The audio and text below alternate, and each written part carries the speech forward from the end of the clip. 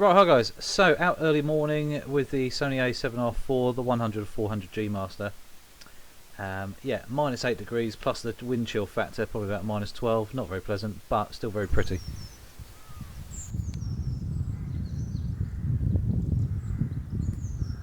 Oh, he's having a poo. Nice. I always get that. I always get the wildlife have poos. There you go. Bye bye.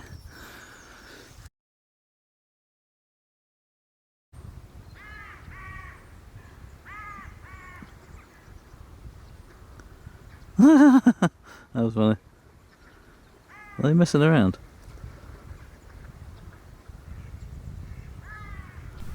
So yeah, the birds are having a bit of fun on the ice there, including the ducks as well, which was really quite funny as they come into land and land on the ice and just go sliding miles, which is really funny.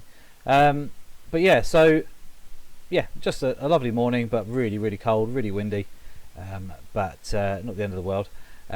I'm using Premiere Pro now, which I've not really used before, so you might get the odd thing like this happening, which is yeah, apologies for that.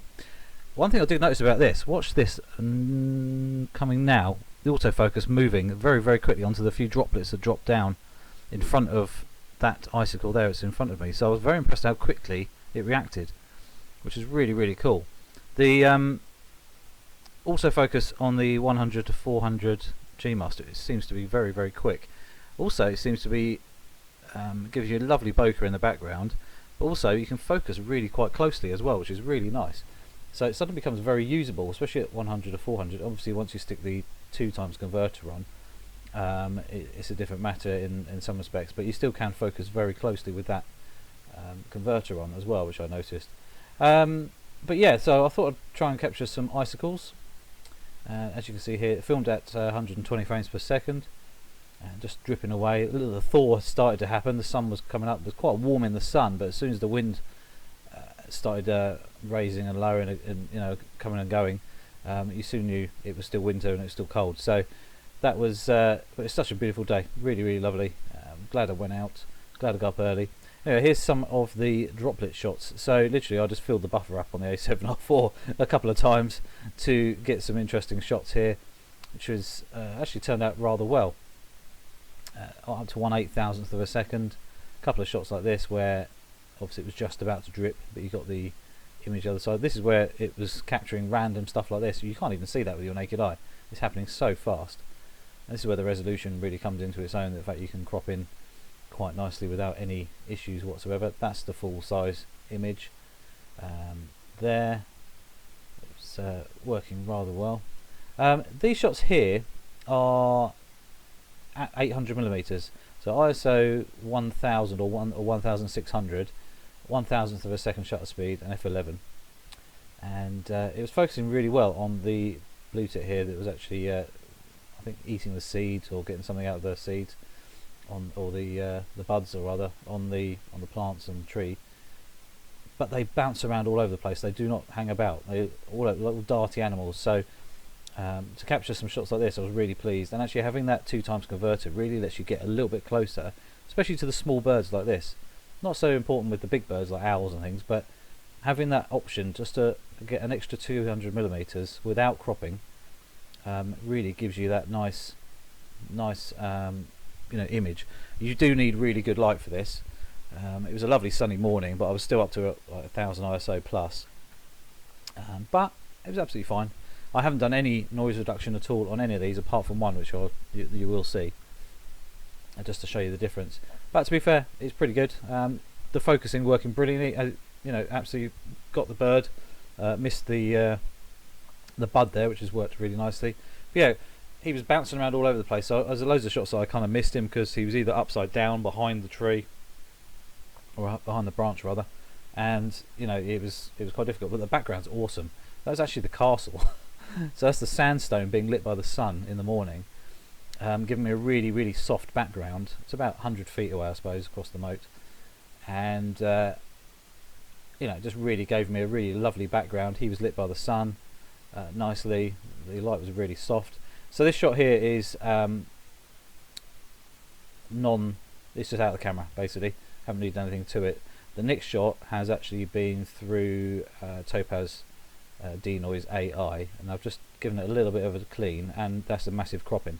So really does show that one, the noise denoising program works really well, and having the 60 megapixels and 800mm gives me a lot of scope, especially for the smaller birds, which we have a lot of them in the UK. So this shot here as well just shows you what I'm shooting through. So the bird the other side there, and just to get through all the branches, which I'm already shooting through some that you can't actually see, they're actually out of focus.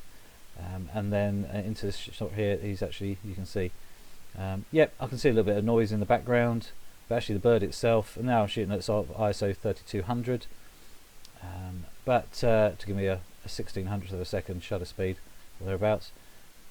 Well, I think that's a wagtail. He was actually, I've never had them get this close to me. It was kind of bizarre. I suppose they were after food, because I did put some seeds down, and they were quite interesting to watch, especially when they were on the motor and earlier in the video.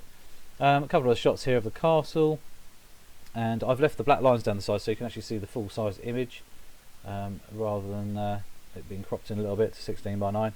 Beautiful sort of golden colours coming across the bridge there, and this is I presume it's a kestrel or something. I couldn't really work out what it was in the tree there, and it actually focused on it pretty well, considering I couldn't really see it very well.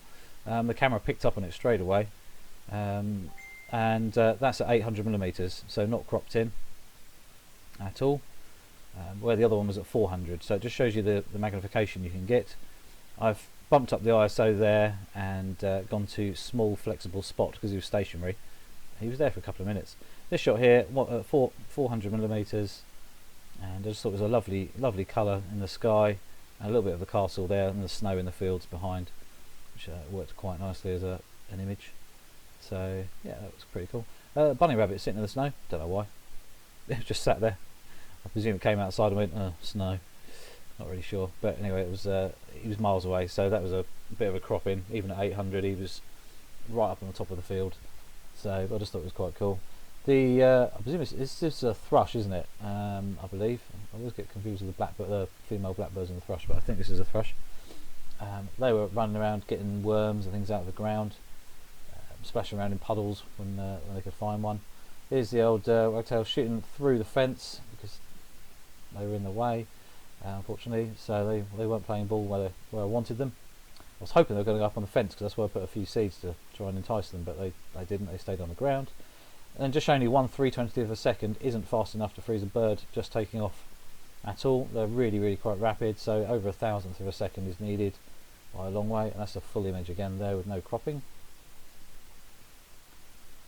Here's a robin. I just thought I'd show you guys. It was a really lovely morning, and still getting used to this lens. The 100 or 400 Gmaster and the 2x converter is really just handy to have in the bag. If you've got the light, it's actually really quite good. This shot here, I just thought I'd take two at just different shutter speeds. This was at 1/500th of a second. It looks okay. It's not overly sharp. It was pretty good. Eye autofocus working nicely on duck.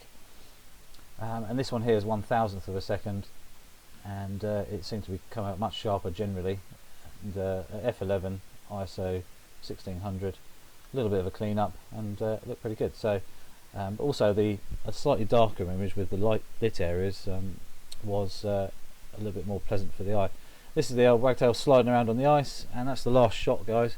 That's the reflection of the castle again, so that lovely colour was really showing up, and it just looked quite interesting with the line there. It's obviously one of the towers and then into the shade. Just worked quite well. I know it's not a brilliant shot, but I just thought it was interesting to look at. And yeah, so anyway guys, don't forget to click the subscribe button, little notification bell as well, and any questions about any of the cameras I use, RX10 Mark IV, the Sony A7R IV, the A7R3, and anything in between, give us a shout. I'll see you soon.